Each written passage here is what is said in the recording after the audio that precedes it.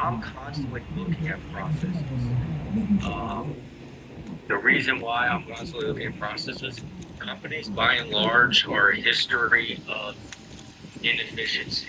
You create a process, then something happens. You add a process. I will take this to construction. I know John Locke knows as well. A subcontract is a history of whatever's gone wrong with a company because something happens. They say that'll never happen again. Let's not put it in the subcontract.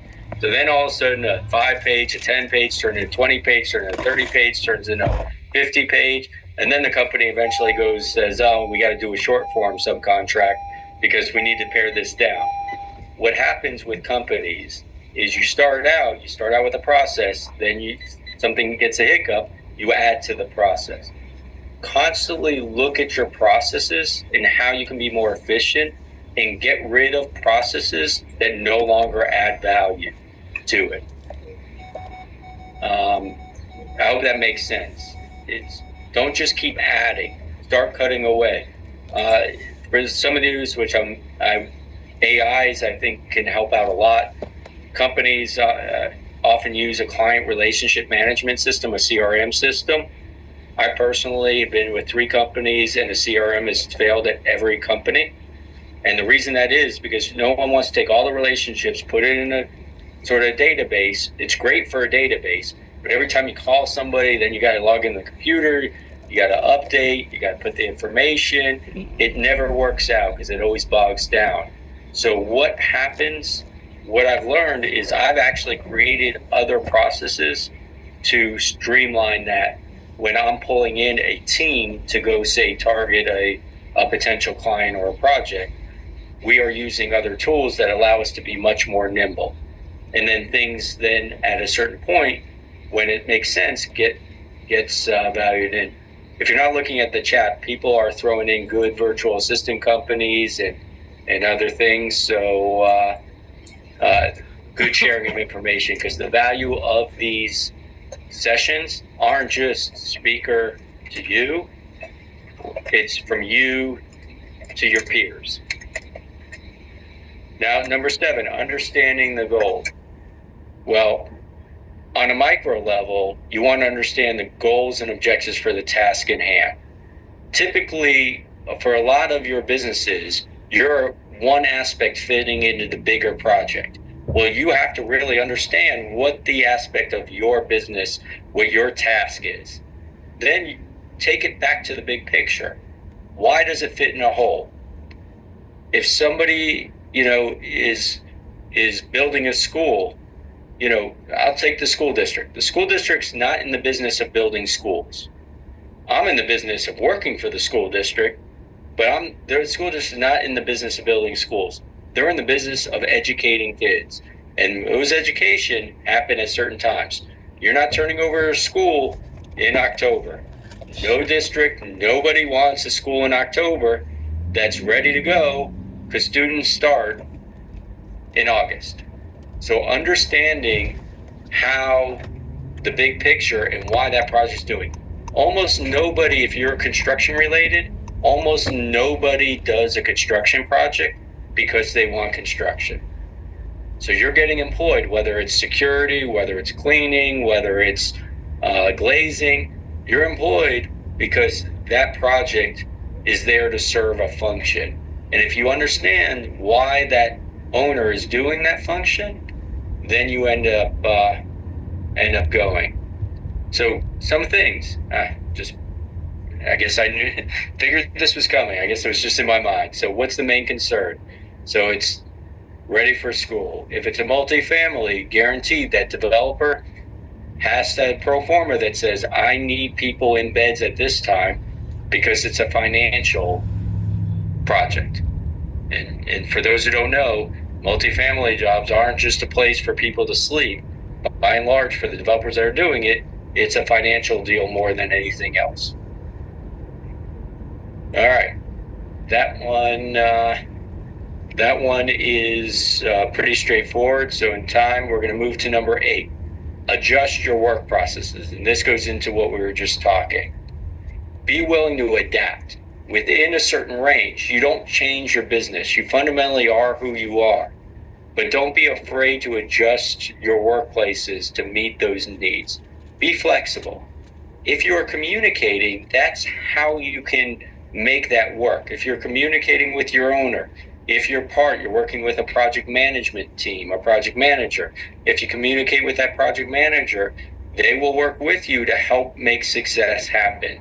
If you're doing different things, they will work with you. But adjust yourself. Don't be rigid. Any questions regarding this? This one is pretty straightforward.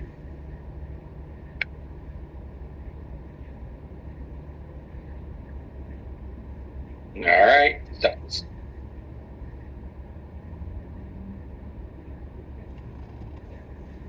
Okay. Did anyone have a question? Nothing. Silence is acceptance, by the way. Continuous learning is pivotal to everything, be it your own business or working for somebody. I think that lines up with this.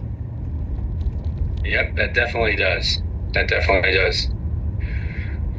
The other one, and then John, appreciate the direct and just telling me how to make the mark off, but unfortunately it's not in the way, and I'm busy trying to navigate and look at things and going, and I'm not talented enough to go there, so I'm going to leave that mark on for the rest of the time, but I appreciate you trying to help me out. As we always say, can you go back to slide or question item 8 for Paloma? Is that what you wanted? I'm sure it's not slide 8. Yes. It's way back. Oh, sorry. Yes. But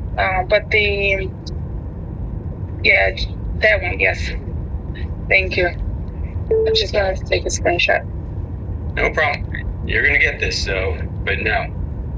Hey, the fact that if you want to take a screenshot means that you're actually finding value in this, so I take that as a good sign. Yes. I didn't know we were going to get it, so I'm noting everything. Well, now with phones, it's a good thing you weren't writing everything down. Ask for feedback. This sort of goes back to tie in there. But do it not at the end. At various points in the project, ask for it. In your own mind, understand when those happen, and those will develop a strong relationship. I once had an owner, I'm going to tell you a real example that I had that made this. We were once building something for an owner. This is years ago. I don't even remember the project, but this situation stuck out to me. We were giving things in business days. And the owner said to me after 2 months, if I appreciate you giving me the information, but if you can give it to me in calendar days, that's how I have to report things. So I'm constantly having to take what you all give me and then redo it to fit in this. And that's something, if we didn't have that conversation, would never came out, would have frustrated him, would have finished the project. And I bet you if I went at the end of the project and said, how'd I do? What could I do better? He would have told me there. But what's the problem with asking for feedback only at the end of the project? In my world, it's not secure. Not secure. You can't do anything about it at that point. It's already done. Exactly. You better hope you have another project coming up to implement it.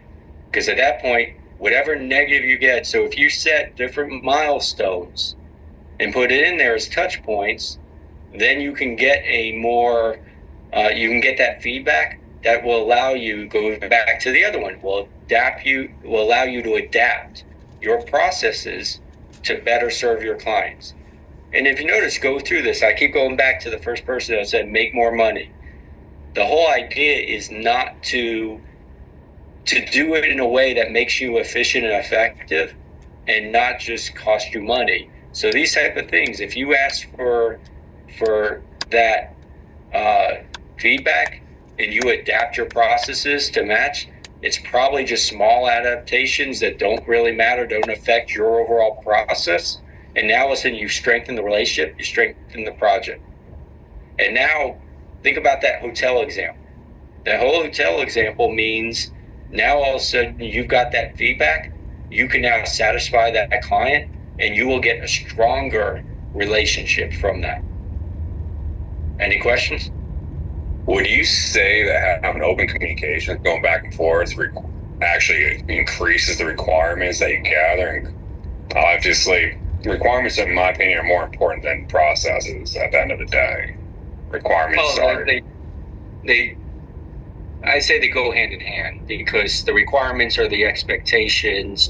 Then you set the processes to meet those requirements. So to me, they're giving you the requirements, and then you are deciding whether I have to alter some process, procedure, just behavior, whatever it may be, to adapt. So to me, it's the chicken and the egg, and clearly the egg is the